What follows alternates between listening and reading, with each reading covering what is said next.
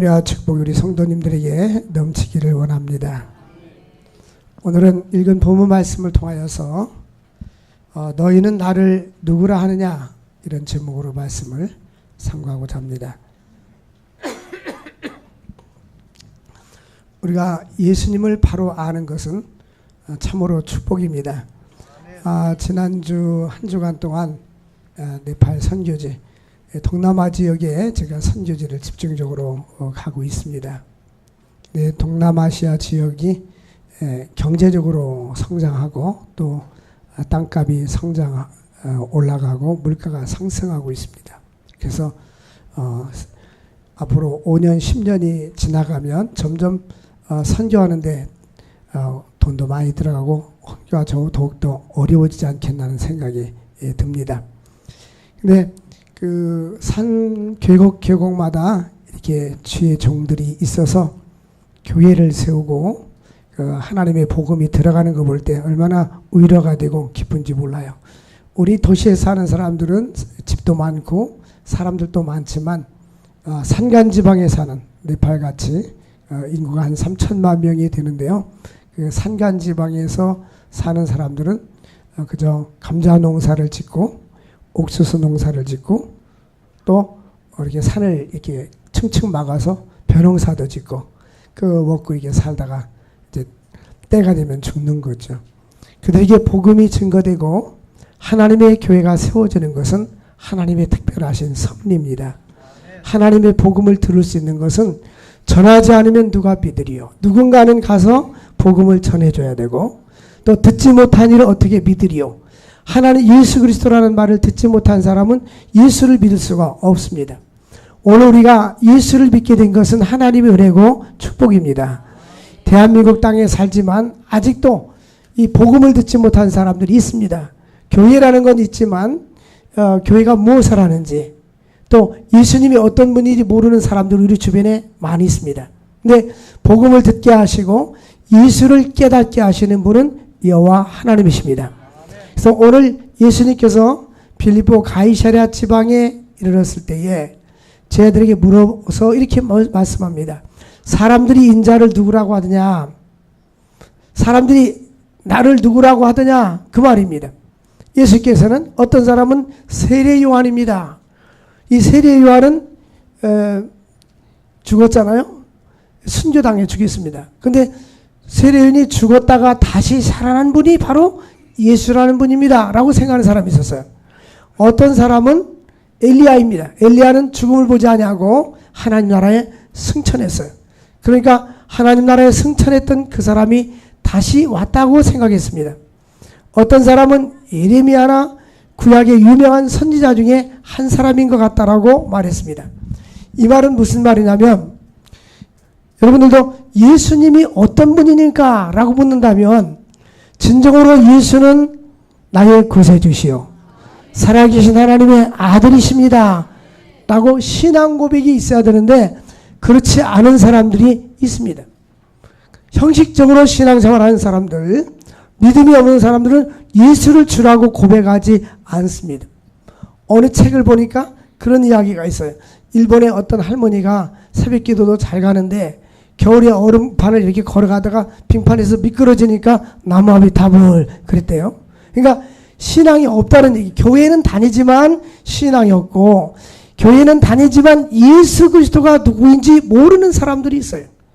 우리는 주 예수 그리스도는 우리의 구원자이시고 우리를 죄에서 자유함을 주시고 죄를 용서해 주시고 영생을 주시는 분이십니다. 그러므로 내 주 예수 그리스도를 알아가는 지식이 나에게는 가장 고상하다. 할렐루야. 그래서 이번에 네팔에 가서 헌당 예배를 드린 저는 그냥 예배만 드리지 않고 거기 보면 동네 사람 중에 새 가족들이 옵니다. 오늘 이 교회에 처음 나온 사람들은 앞으로 나오세요. 그러니까 앞으로 이렇게 나오게 하고요. 앞으로 나오게 하면 그들에게 복음을 증거합니다. 전도할 때 복음을 증거할 때 대부분 그 전도 폭발이라든지 사형이라든지 꿀벌 전도라든지 전도하는 모든 방법이 약간씩은 차이가 있지만 공통되고 핵심되는 내용이 있습니다. 그것은 뭐냐면 우리 인간은 다 죄인이라는 사실. 그래서 가장 짧은 시간에 빨리 예수 그리스도를 복음을 증거해 주는 방법이 있어요. 이제 길을 가다가 자동차를 쭉 몰고 가는데 사람들이 강이 있는데 강과 강 사이를 연결하는 조그만 사람이 다닐 수 있는 그 철교 끈으로 이렇게 철사로 묶어서 출렁출렁하는 거 있잖아요. 그래서 쭉 가는 거기를 한번 건너가고 싶다 해서 자동차를 멈췄어요. 그래서 가기 싫은 사람은 차에 있고 가고 싶은 사람은 어차피 멈췄으니까 강을 건너서 저쪽으로 갔는데 사람들이 거기 동네 애들이 있으니까 앉고 사진 찍느라고 그러면서 그 우리나라 돈으로 한 500원씩만 주면 너무너무 좋아하니까 애들 저가서 사진도 찍고 막 이러고 있더라고요. 제가 조금 한 3분 늦게 이렇게 도착해서 막 사진 찍고 있어요. 그래서 다 내려놓고 제가 전도를 했어요. 그 아이들한테. 사람이 너희들은 언젠가 나이 먹고 늙고 병들든지 이제 나이 먹으면 다 죽는데 너 죽는 거 아니야. 너희들 죽냐 안 죽냐 이거 죽어요. 통역을 시켜가지고 그럼 죽은 후에는 천국도 있고 지옥도 있다. 근데 지옥부터 먼저 설명해 주는 거예요. 지옥은 얼마나 뜨겁고 고통스러운지 구더기도 죽지 않고 그 불구덩이에서 영원히 고통받는 것이 지옥이고, 천국은 어떤 곳이냐면 천국은 하나님이 계시고 예수님이 계시고 구원받은 성도들이 계시고 아름다운 동산에서 하나님과 영원히 사는데 달마다 철마다 과일도 맺고 생명수 과실도 있고 그 좋은 곳이란다. 근데 어디를 가고 싶니? 그럼 다 천국에 가고 싶다고 그래요. 어른도 마찬가지. 천국과 지옥을 설명해 주고 어디를 가고 싶습니까? 하면 사람들 다 천국 좋은 데 가고 싶죠라고 말합니다. 근데 좋은 데는 공짜로 가는 것도 아니고 아무나 갈 수 있는 것이 아닙니다. 이 강에서 저쪽 강까지 다리가 있어야 강을 건너갈 수 있듯이 천국에 가는 길이 있습니다. 그 길은 오직 예수 그리스도십니다.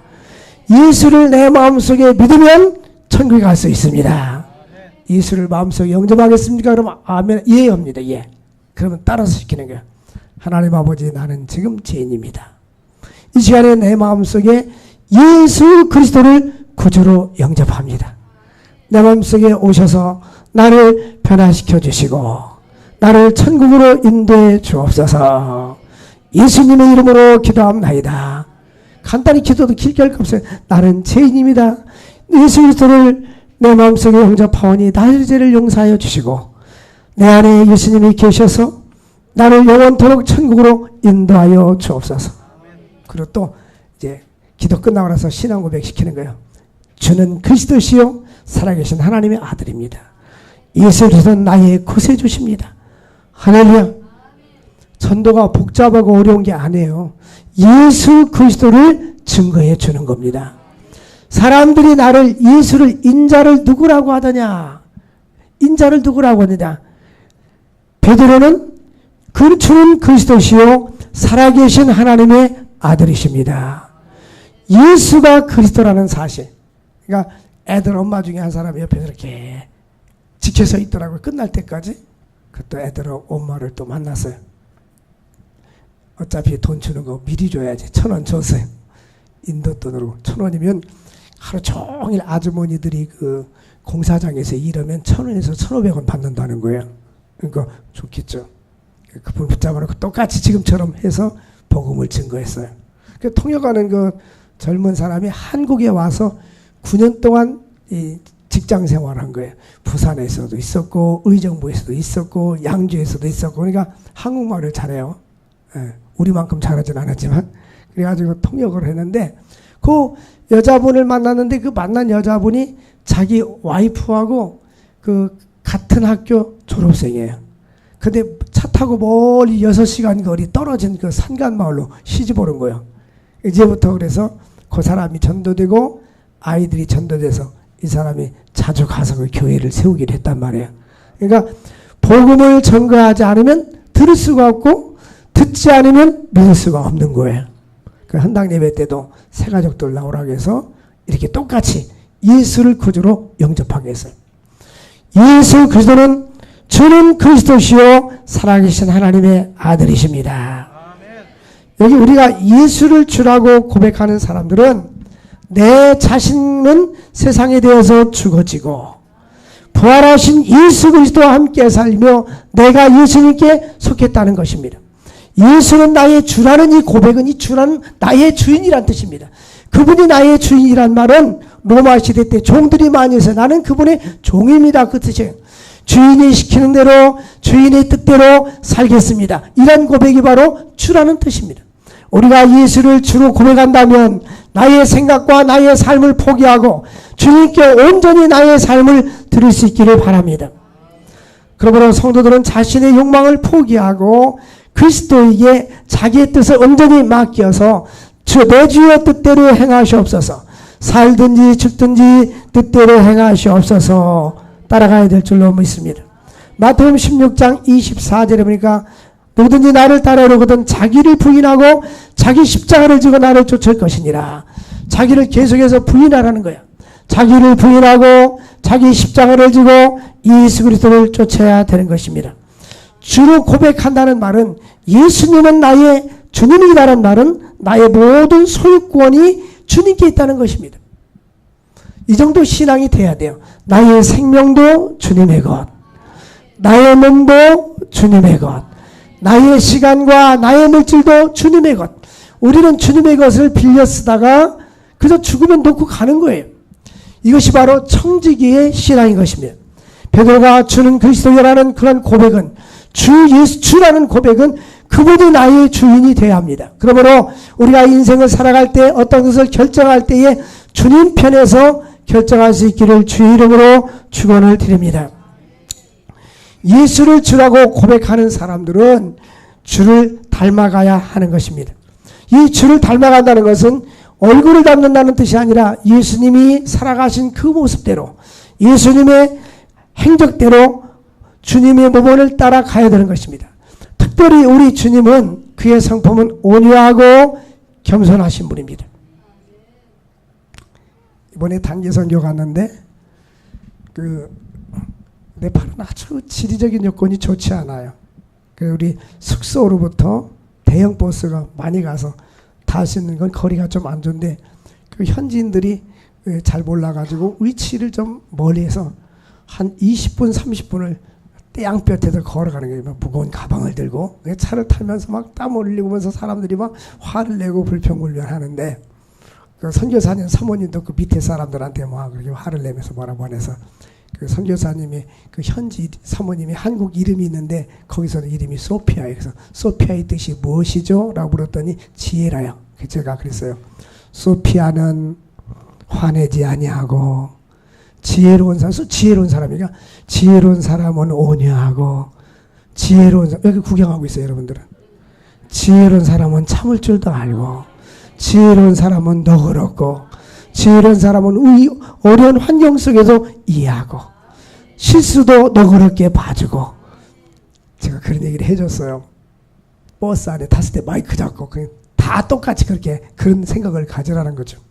근데 어쨌든 주가 그리스도라고 고백하는 사람들은 나의 삶이 예수님을 닮아야 됩니다. 나는 온유하고 겸손하니 나의 멍에를 메고 내게 배워라. 우리의 신앙은 예수 그리스도의 장성한 분량까지 자라. 우리의 신앙의 목표가 예수님을 닮아가는 거예요. 예수님처럼 사는 거예요. 우리가 그렇게 못 살아서 그렇지 예수님처럼 살려고 노력해야 되는 것입니다. 그래서 바울 사도는 내 주 예수 그리스도를 아는 지식이 나에게 가장 고상하다. 그래서 우리는 하나님 나라에 나의 삶을 맡기고 세계 속에서 살지만 하나님의 뜻 아래 순종해야 될 줄로 믿습니다. 그래서 마태복음 6장 31절 32절 말씀에 보니까 예수님은 너는 무엇을 먹을까 염려하여 무엇을 마실까 염려하지 말라. 이건 다 이방인들이 구하는 것이라. 너희 하나님 아버지께서는 이 모든 것이 너에게 있어야 될 줄을 아시느니라. 아침 일부 예배 끝나고 내려갔더니 식사당 보니 북에서 열심히 일해요. 그래서 권사님 잠깐 밖으로 나와보세요. 나왔어요. 저기 새 좀 보세요. 참새가 뭔가 이렇게 열심히 쪼아먹고 있었어요.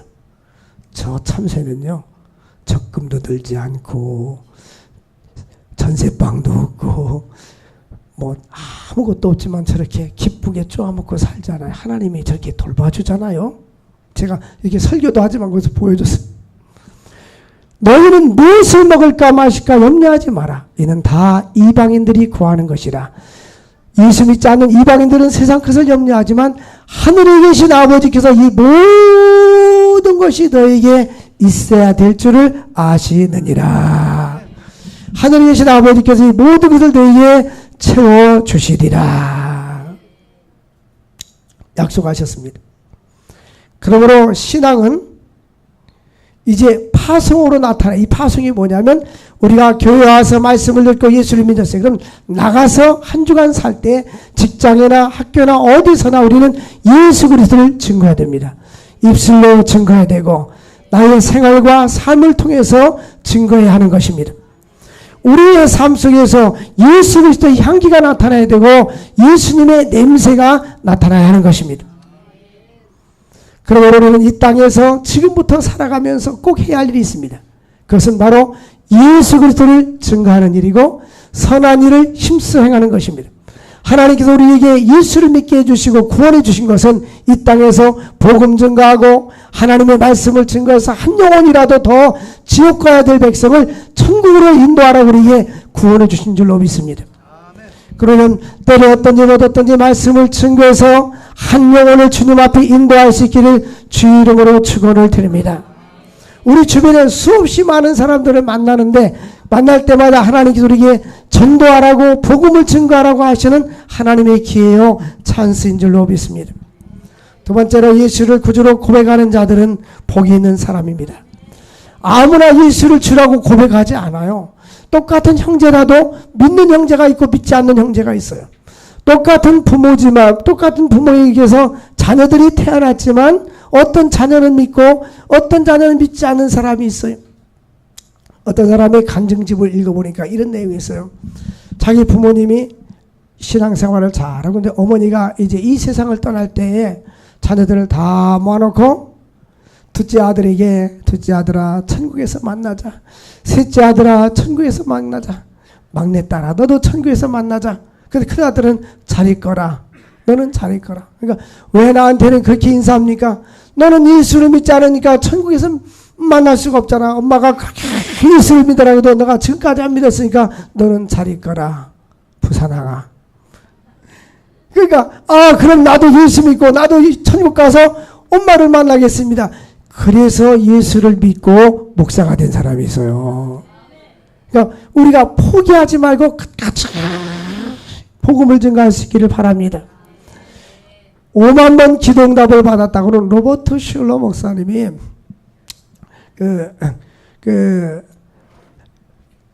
하나님의 복음을 증거하면서 많은 영혼들을 주님 앞에 인도했어요. 주님 앞에 인도했는데 조지 뮬러 목사님, 그 조지 뮬러 목사님이 어마어마한 기도응답 받았다 그러는데 그 많은 사람을 전도했어요. 근데 그 친구들 3명이 있었는데 한 사람은 일찍 전도해서 예수를 믿었고 한 사람은 그가 죽기 전에 예수를 믿었고 한 사람은 죽고 난 후에 예수를 다 영접했습니다. 그러니까 우리가 전도하기 전에 먼저 그 영혼을 위해서 기도하고 그 영혼이 예수를 영접하도록 내 힘으로 전도가 안 돼요. 성령께서 변화를 주셔야 돼요. 그래서 성령이며 저 영혼을 변화시켜 주옵소서, 믿음을 주옵소서 라고 기도하고 복음을 증거할 때에 예수를 믿게 될 줄로 믿습니다. 바요나 시몬아 네가 복이 있다. 어떤 사람이 복이 있어요? 예수를 나의 구주로 영접하고 믿음으로 사는 사람이 복이 있는 거예요. 바요나 시몬아 네가 복이 있도다. 바요나 시몬아 네가 복이 있도다. 사람들은 그러잖아요.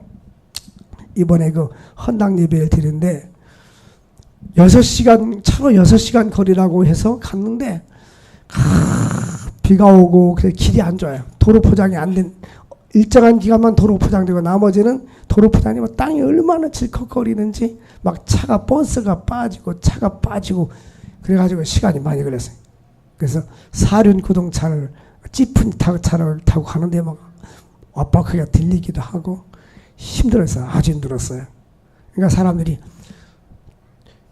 천국과 지옥을 경험을 갔다면 2번 다시 안 오겠다고 그러더라고요. 근데 어떤 분은 중간에 안 간다고 포기하고 거기 있겠다. 그래서 당신 여기 잡아갈지도 몰라, 이 동네 사람이. 근데 끝까지 갔는데 8시간 걸려서 갔어요. 근데 그러니까 그 산간 마을에 예배당에 잘 이렇게 젖었는데 오늘 헌당 예배 드리면서 사람들이 다 은혜를 받는 거예요. 온 걸 너무 기뻐하는 거예요. 근데 거기 여자 목사님이 그런 얘기를 해요. 거기 네팔에는 한 100명 정도 이렇게 모여도 한 달 헌금이 한 5만 원에서 7만 원 정도, 100명 정도들이 이렇게 헌금을 하면 5만 원, 7만 원 정도뿐이 안 된대요. 근데 그분이 이제 나와서 제가 설교하고 이제 감사 인사를 드리는데, 우리가 이렇게 교회를 저진 것은 기적입니다. 그분들에게는 그 1,000만 원, 1,500만 원짜리 교회를 짓는 것은 기적이에요. 우리가 보낸 돈보다 더 보태가지고 교회를 더 잘 졌어요. 어떤 교회는 준 것만큼만 짓는 교회가 있고, 어떤 데는 자기들이 더 헌신하고 열심히 해가지고 더 잘 짓는 교회가 있는데, 너무너무 감사한 거예요. 이 산간 마을에 산들이 많이 있고 옥수농사 짓고 감사하는 지역에 예배당을 졌는데, 저 산속에서 사람들이 나와가지고 전도 받아가지고 예수를 믿고 하나님을 섬길 수 있는 걸 볼 때 얼마나 감사한지 몰라요. 그래서 같이 갔던 선교팀들 중에 1년 전에 선교를 중국으로 같이 갔을 때 제가 그랬어요. 이 동남아 지역에는 1,000만 원에서 2,000만 원 구간이면 교회 하나씩을 지을 수 있습니다. 그런데 그 말을 듣고서 구역 셀에 가서 어떤 권사님이 우리 송 목사님이 이런 얘기를 했는데, 우리도 한번 교회를 짓도록 기도하자. 근데 자기는 단기 선교 가지도 않은 다른 사람이, 구역원 중에 한 사람이 이번에 1,000만 원을 보내서 온라인으로 이미 선교사님한테 보내줬어요. 그래서 이번에 또 교회를 또 하나 지을 수 있도록 하나님이 역사해 주신 거예요. 그것도 2 사람이 가서 헌당 예배 드리는 거 보면서, 전에는 내가 한국에 있을 때는 이런 생각을 못했는데 이렇게 가난하고 어려운 나라에 와서 우리들이 조금만 들먹고 들쓰고 헌신하면 이 교회가 세워져서 하나님 나라가 확장되는 거 보니까 나도 교회를 세우겠습니다 하는 사람이 또 2 사람이 또 생긴 거예요. 앞으로 100개 교회를 빨리빨리 져야 되는데 하나님이 역사하고 계셔요. 할렐루야. 우리는 주는 그리스도시요 살아계신 하나님의 아들이십니다. 바요나 시모나 네가 복이 있다. 근데 성경에 보면 주 예수께서 친히 말씀하신 바 주는 자가 받는 자보다 더 복이 있다 하심을 기억해야 할지니라. 받는 것도 복이에요. 받는 것도. 근데 그 양반들이 복이 있잖아요. 복이 있으니까 그 교회를 져줬으니까 자기네들은 복 받았잖아요. 그죠? 근데 그 사람들보다도 줄 수 있는 사람이, 하나님의 축복의 통로가 되어지는 사람이 더 복이 있는 거예요. 그래서 우리는 항상 주여 우리를 주님의 축복의 통로로 사용하여 주옵소서, 이렇게 기도할 수 있기를 원합니다. 요한복음 6장 44절에 보니까 나를 보내신 아버지께서 이끌지 아니하시면 아무도 내게 올 수 없느니라. 우리가 예수님께로 가는 것은 아버지께서 우리를 불러주셨기 때문에 온 거예요. 사람들이 아무리 전도한다 할지라도 하나님께서 그를 이끌지 아니하시면 주님 앞에 올 수가 없는 거예요. 지난번에 한 1년 전에 스페인 선교사님 딸, 우리가 제가 주례를 했잖아요. 근데 그때의 축사를 맡은 스페인 대사, 전 대사관, 고려대학교 석자 교수님, 그분이 나와가지고 딱 한두 마디만 했어요. 이 아이들한테 의선이 주례할 때 그분이 그랬어요. 너는 주님의 지상명령을 따라서 복음을 증거하는 일에 헌신하는 가정이 되기 바랍니다. 그리고 내려가서 저분은 보통 사람이 아니다. 대사관 출신인데. 제가 그분한테 선교사로 나가면 되겠습니다. 끝나고 나서 저를 만납시다 하고 끝나고 나서 식사를, 이분은 죽을 달라고 죽을 먹어요. 만 63세 되신 그분이 이제 2년 후면 은퇴한대요. 이분이 대사관 출신이고 대학 교수인데 열흘 동안 금식하고 온 거예요. 자기 사명을 위해서. 이분이 스페인에 가 있을 때 이제는 외무고시 합격해서 대사관으로 갔을 때 이제 정치 쪽으로 진출하려고 마음 먹고 그쪽으로 공부를 더 하겠다는 생각을 했대요. 근데 가다가 교통사고 나서 이것이 하나님의 나를 부르는 부르심이다 생각하고 선배한테 제자훈련을 3개월 동안 집중교육을 받고 나서 대사관 하면서 선교사 사역을 같이 했대요, 본인이. 그래서 이제는 은퇴하고 난 후에는 연금이 있으니까 셀프로 아프리카로 선교사로 가야 되겠다고 저한테 그렇게 이야기를 해서 이메일 주고받은 우리 같이 만나서 대화도 합시다. 이런 이야기도 나눴어요. 믿음 있는 사람들은 어떻게 내가 노예 편하게 살까? 어떻게 그냥 밥 세 끼를 편안히 먹고 재미있게 인생을 보낼까? 이런 데에 관심을 갖는 것이 아니라 어떻게 하나님을 기쁘시게 할까? 어떻게 한 영혼을 주님 앞에 인도할 수 있을까? 나의 생애를 더 가치 있게 살 수 있을까? 여기에 관심을 두고 사는 거예요. 우리는 노년뿐만 아니라 지금 현재도 마찬가지십니다. 그냥 밥만 먹고 사는 사람은 누구나 다 밥 먹고 사는 건 살잖아요. 그냥 어떻게 하면 내가 하나님을 기쁘시게 할 수 있고 나의 하나님이 나에게 주신 모든 시간과 삶을 통해서 하나님께 영광을 돌릴 수 있을까? 이렇게 복음에 관심을 가질 수 있기를 바랍니다. 영혼을 살리는 일에 쓰임받을 수 있기를 주의 이름으로 축원을 드립니다. 아버지께서 일하시면 나도 일한다고 예수님께서 말씀하셨는데 하나님께서는 끊임없이 계속해서 역사하고 계십니다. 하나님은 끊임없이 복음을 위해서 일하고 계시고 끊임없이 주를 위해서 일하고 계십니다. 어제나 오늘이나 변함없이 하나님은 일하고 역사하고 계시는 것입니다. 그러나 하나님이 일할 때 하나님은 하나님의 마음에 합한 자를 통해서 일하시고 그를 사용해 주시는 거예요. 우리는 내가 뭘 할 때 나 일하기 싫어. 난 이거 하기 싫어. 내가 하기 싫은 게 아니라 하나님께서 그 사람을 안 쓰는 거예요. 하나님이 쓰실 때는 그 사람의 마음에 먼저 감동을 주셔서 주일하고 싶은 마음도 주시고 물질이 필요하면 물질을 주시고 지혜가 필요하면 지혜를 주시고 건강이 필요하면 병든 자를 고쳐서 하나님이 사용해 주시는 것입니다. 이번에도 갔더니 그 사모님이 간증을 해요. 여기 이쪽으로 다 이렇게 암이 있어가지고 본인이 굉장히 힘들었는데 목 좌우 주변에 그래서 한국 병원에 가서도 힘들었고 기도원에 가도 힘들었는데 네팔에 가가지고 자기 형부가 치유 사역을 하는데 아무리 기도해도 하나님 역사하지 않으니까 혼자 기도해서 고치라고 그러더래요. 그 네팔에 가가지고 우리 헌당 예배 드린데 남편은 오토바이 타고 그 먼 거리 산을 넘어가지고 타들타들 하면서 계속 설악산보다 더 계곡이 힘들어요.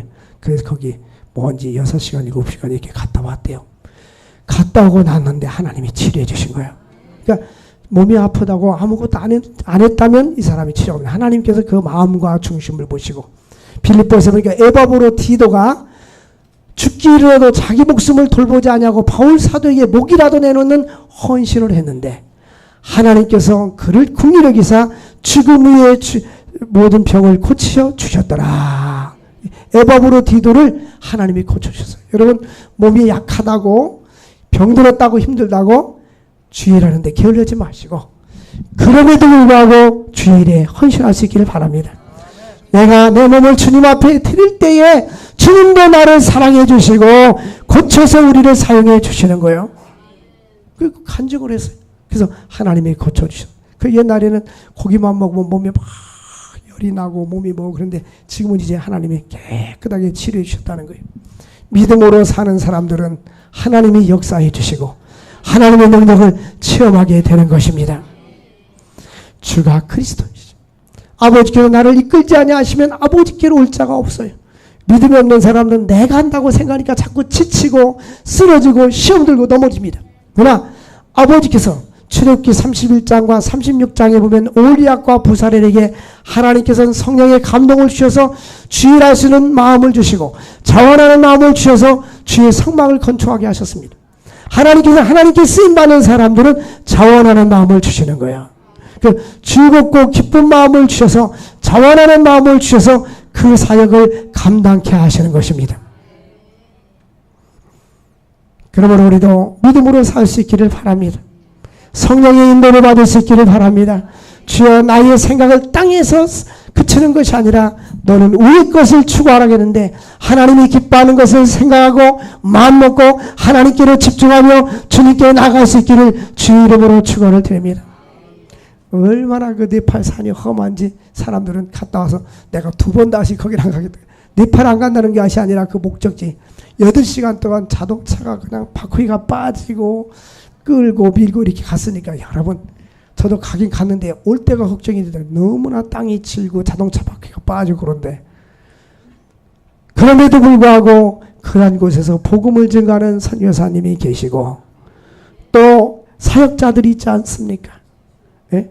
우리도 우리나라가 과거에 조선시대 때의 선교사들이 와가지고 여기 와가지고 우리나라에 그 풍토병에 걸려서 말라리아라든지 이런 병에 걸려서 많은 선교사들이 죽었습니다. 그래서 우리 한국이 그들의 희생과 헌신을 통해서 복음을 듣고 이 나라가 이와 같이 하나님의 축복된 나라와 축복된 땅으로 변화된 줄로 믿습니다. 구원받은 신앙의 공동체는 바로 그 기초가 바로 예수 그리스도입니다. 우리는 예수 그리스도의 신앙 고백 위에 교회가 세워지고 예수 그리스도가 교회의 머리가 되는 것입니다. 그러므로 이 교회는 예수가 나타나야 되고 예수님이 증거되어야 되고 예수님이 중심이 되어야 되는 것입니다. 사람이 중심이 되다 보면 자꾸 싸우게 되고 사람이 중심이 되면 자기 얼굴을 내오려고 하고 자기 명예를 내세우려고 하는 것입니다. 오랜 베드로처럼 주는 그리스도시요 살아계신 하나님의 아들이십니다. 그러므로 하나님의 교회는 하나님의 말씀이 바르게 예수 그리스도가 강단에서 선포가 되어야 됩니다.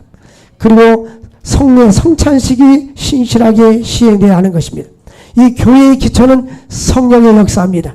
성령이 역사하지 않으면 하나님의 교회는 성장할 수도 없고 아무도 예수를 주라고 시인할 수가 없는 것입니다. 내 안에 예수님이 계셔야 나에게 믿음이 생기는 것입니다. 그러므로 우리는 예수 그리스도는 그의 삶 속에서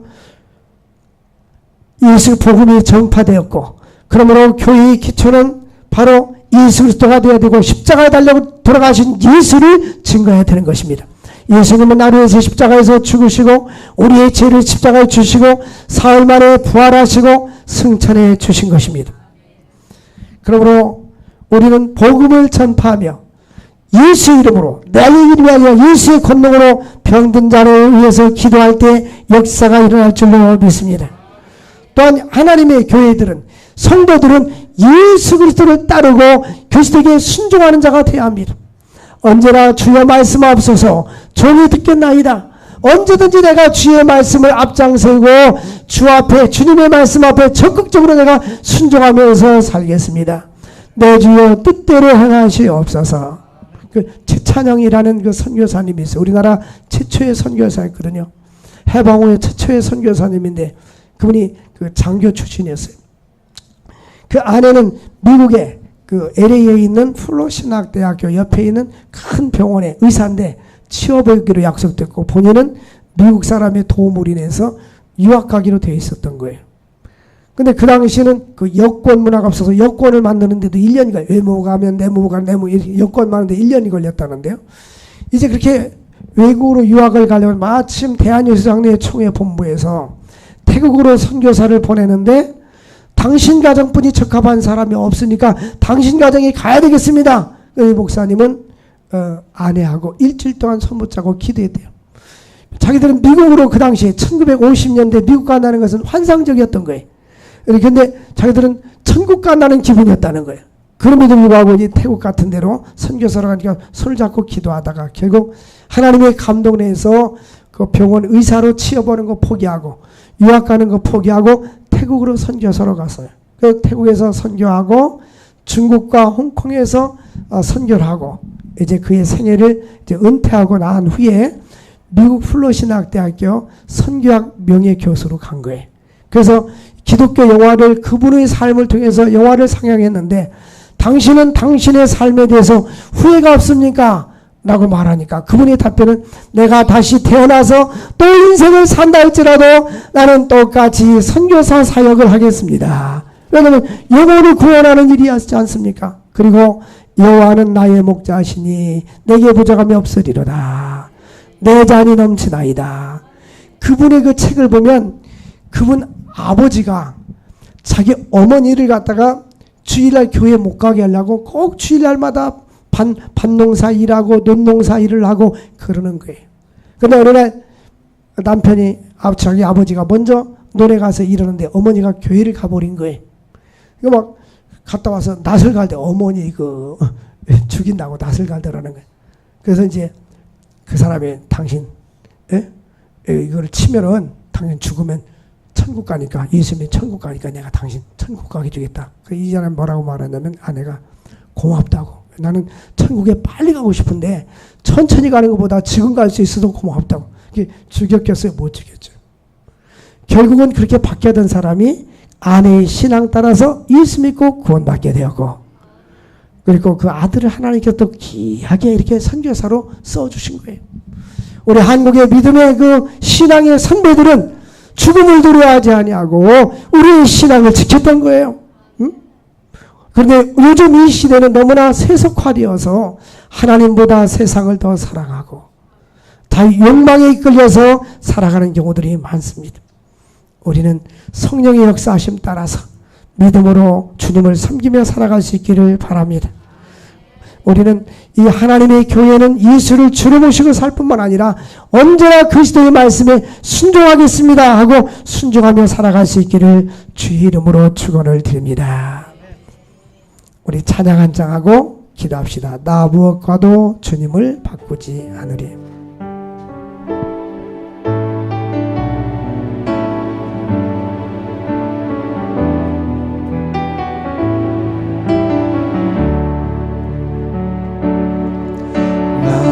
무엇과도 주님을 바꾸지 않으리. 다른 어떤 은혜 구하지 않으리. 오직 주님만이 내 삶의 도움이시니 주의 얼굴 보기 원합니다. 주님 사랑해요.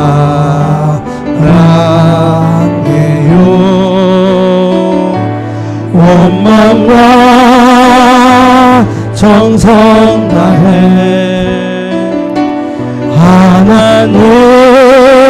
하나님의 신실한 친구 되기 원합니다. 주님 사랑해요. 주님 사랑해요.